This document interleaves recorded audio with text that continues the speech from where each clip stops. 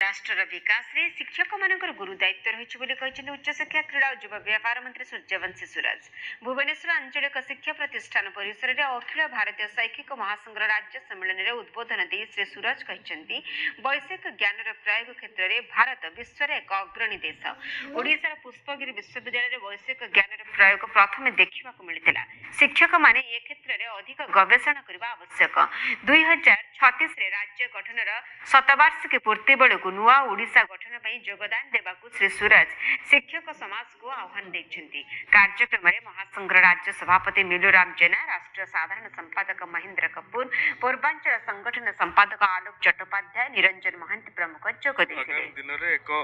स्वतंत्र रूपरेख प्रदान करिवो आम पिला माननकु जातीयतावादी करने सहित वैश्विक शिक्षणीय ढांचा जहाँ रही से सामिल होगापी प्रेरित करिवो एवं राष्ट्र हितरे शिक्षा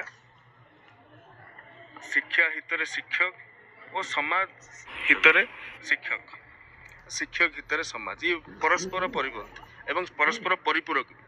निश्चित भाव में ये चिंताधारा को लेकिन जिते शिक्षक मैंने आगू जाऊँगी आम मानकर भी कर्तव्य रोचे शिक्षक मानकर जहाँ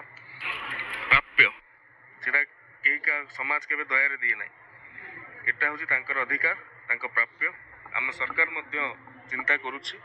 जहाँ आमर निर्वाचनी समय जहाँ कथा थिला ताहाक मध्य पालन करबा पई ओडिशार